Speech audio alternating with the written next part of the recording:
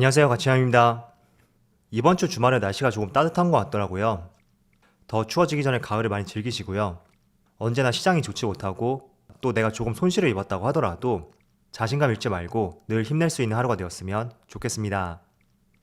자, 오늘은 전반적으로 장기 투자하기 적합한 종목들, 그런 종목들을 어떻게 선별을 하고 내가 인내할 수 있는지 이런 부분에 대해서 말씀을 드려볼게요.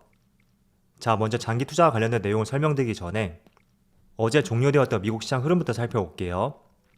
먼저 다우지수는 0.2%의 상승이 나왔고 지금 종가 기준으로 신고가를 경신하였죠. 그리고 S&P 500은 약보합으로 마무리되었고 반대로 나스닥은 조금 큰 폭의 하락이 나왔습니다. 테슬라는 사상 신고가를 경신했지만 전체적인 나스닥의 주가를 봤을 때는 어제 0.8%의 하락이 나왔고 S&P 500과 다우지수에 비해서 생각보다 조금은 큰 낙폭이었던 것 같아요. 그렇지만 S&P 500과 다우지수가 견조했기 때문에 전체적으로 시장 흐름이 그렇게 나빴다고는 볼 수는 없을 것 같습니다. 자, 우리가 투자하는 종목을 선정할 때 다양한 방식으로 종목들을 선정하잖아요. 하지만 여러분들의 단기 투자 성향이 아니고 나는 최소한 1년 이상의 장기 투자를 선호하고 그에 맞는 업종을 선택하고 싶다. 그런 경우라면 어떤 종목들을 선별해야 될까요? 저는 단언코 말씀을 드리는데 그 종목의 사업 모델, 그 사업 모델이 성장성을 갖고 있는지 이 부분이 정말 가장 중요하다고 생각하고 있습니다. 자, 그래서 최근에 제 영상 댓글을 보면 간혹가다 이런 질문들이 있었어요. 지금 어떤 종목에 대해서 투자를 하고 있는데 이게 장기 투자에 적합한 종목들인지 그런 질문들이 꽤나 올라왔습니다.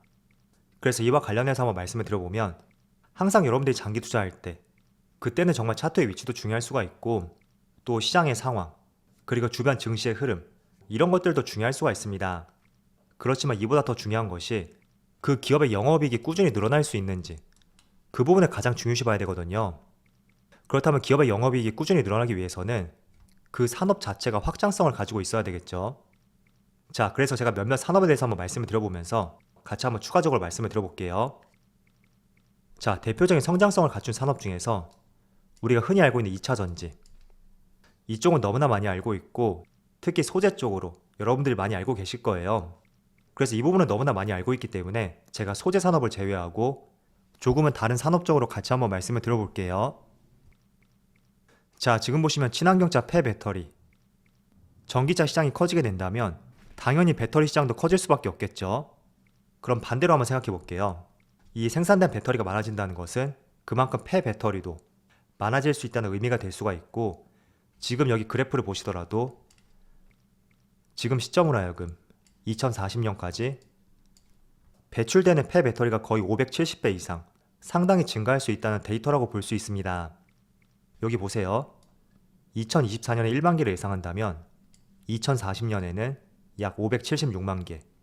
데이터상으로 봤을 때는 576배라고 볼 수가 있겠죠. 자, 그래서 우리가 장기 투자를 할 때는 가장 중요시 봐야 되는 부분이 산업의 구조적인 성장이 동반이 되는지 그런 부분이 정말 중요합니다.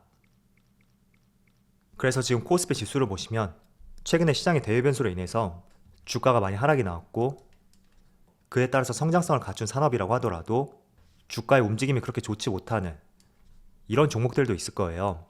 자, 그렇다 보니까 내가 생각했던 것이 맞는 것인지 그런 의심도 할 수가 있을 것이고 일단은 팔고 봐야 되는지 그런 생각도 충분히 할 수가 있을 것입니다.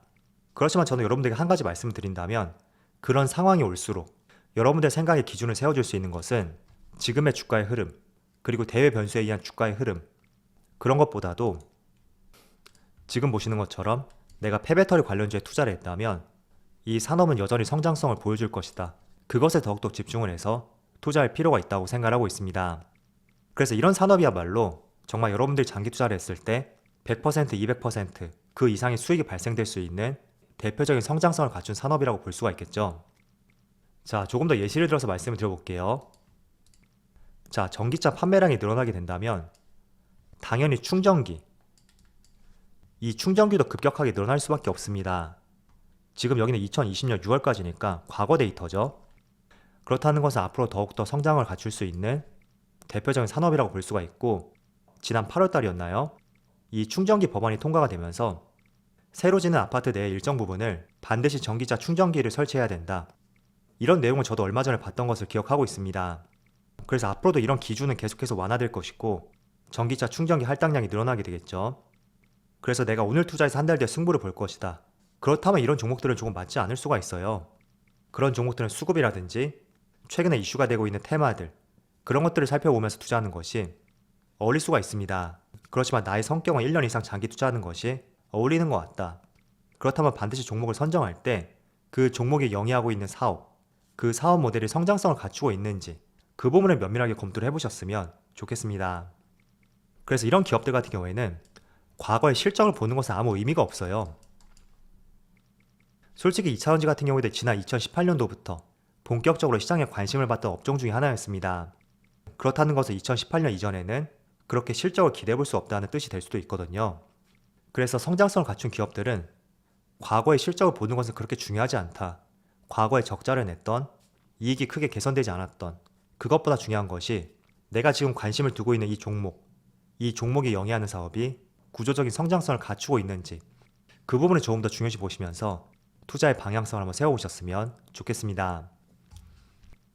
자, 그리고 친환경 에너지와 관련된 종목들.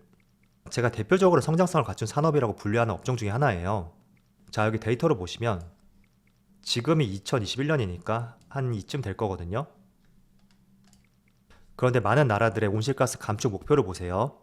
지금 여기 데이터상에는 싱가포르를 제외하고 한국, 프랑스, 미국, 일본 모두 2017년을 기점으로 해서 온실가스 배출량이 점점 감소하는 것을 볼 수가 있습니다. 이 시점부터죠.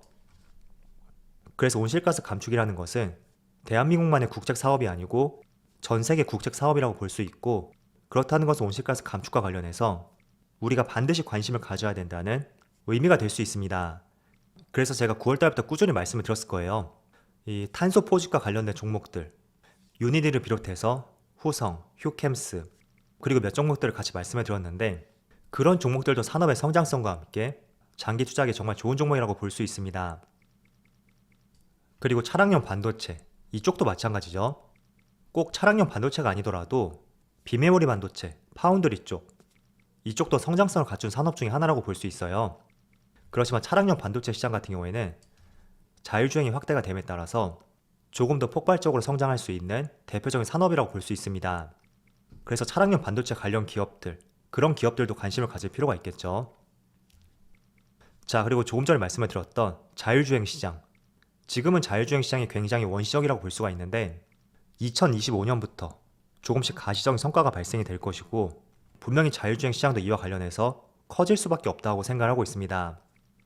그래서 지금 보시는 자율주행 시장 규모의 성장, 그리고 차량용 반도체 시장 전망, 조금은 같은 맥락에서 볼 수가 있을 것 같고요. 때문에 우리는 장기 투자를 할 때 이런 성장성을 갖추고 있는지 그 부분을 유심히 볼 필요가 있다고 말씀을 드리겠습니다.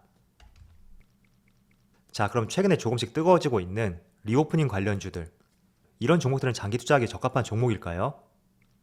저는 개인적으로 이런 업종들은 장기 투자하기에는 적합하지 않은 종목이라고 판단을 하고 있습니다. 최근에는 솔직히 리오프닝 관련주들이 관심을 받고 있는 것은 사실입니다. 왜냐하면 코로나 때문에 눌렸던 여행 수요가 폭발할 것이고 그 부분이 기업들의 실적하고 연결이 될 것이라는 그런 기대감 때문에 올해부터 계속 주가가 상승하고 있는데, 곰곰이 한번 생각해 보세요. 이 여행 산업이라는 것이 얼마나 큰 성장성을 갖추고 있는 산업인지.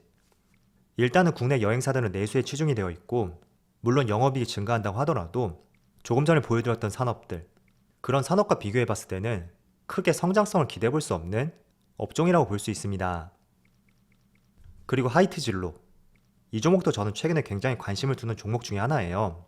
왜냐하면 위드 코로나 시행과 함께 충분히 술 소비량도 폭발적으로 증가할 수 있다고 판단을 하고 있고, 사람들의 이목과 관심이 쏠릴 수밖에 없는 업종이라고 판단을 하고 있습니다. 그렇지만 주류를 판매하는 기업이 얼마나 성장성을 갖추고 있는지 그 부분을 생각해 봤을 때는 저는 조금 부정적으로 생각이 되거든요. 물론 내수 시장에만 멈추지 않고 해외 시장에도 계속 진출하게 된다면 충분히 영업이익을 증가할 수가 있습니다.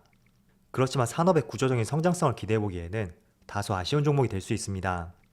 그래서 어떤 종목을 투자할 때는 이게 단기 투자에 어울리는 종목이 있고 조금은 장기 투자에 어울리는 종목들이 있을 거예요. 그래서 그런 것들을 충분히 구분해 보시고요. 장기 투자의 가장 큰 핵심은 산업의 구조적인 성장이다. 그렇게 정리해서 말씀을 드리고, 단기 투자라든지 스윙 투자, 조금은 짧은 투자를 할 때는 수급, 재료, 그리고 최근에 어떤 것이 이슈가 되고 있는지 이런 테마를 찾아보는 것이 가장 중요한 방법이라고 말씀을 드리겠습니다. 솔직히 장기 투자가 정말 쉽지는 않아요. 아무리 성장성을 갖춘 산업이라고 하더라도 여러분들이 1년, 2년, 3년 이렇게 보유하는 기간 내에 악재가 하나라도 안 나오는 기업은 그 어느 기업도 없거든요. 그래서 불안한 마음을 추스릴 수도 있어야 되고 또 주가의 급락이 나면 그 부분도 추스려야 되는데 장기 투자는 정말 쉽지가 않지만 그만큼 성장성 있는 기업에 투자를 했다면 또 수익을 크게 안겨줄 수 있는 좋은 투자 방법이라고 볼 수 있습니다. 또 내가 전업 투자자가 아니라면 종목들을 계속 볼 수가 없단 말이에요. 그렇기 때문에 여러분들 성향에 맞게 한번 투자의 방법을 고민해 보시고요. 나한테는 어떤 게 어울리는지 그런 것들도 한번 세워보신다면 앞으로 투자의 방향성을 잡아보시는데 도움이 될 것입니다. 자, 요즘에 시장이 정말 좋지 못하다 보니까 손실을 보시는 분들도 계실 것이고 그만큼 마음이 좋지 못한 분들도 계실 거예요. 그렇지만 지금은 좋지 못하더라도 나중에는 충분히 큰 수익을 낼 수 있다. 항상 그런 생각들 하시면서 너무 자신감 잃지 않으셨으면 좋겠습니다.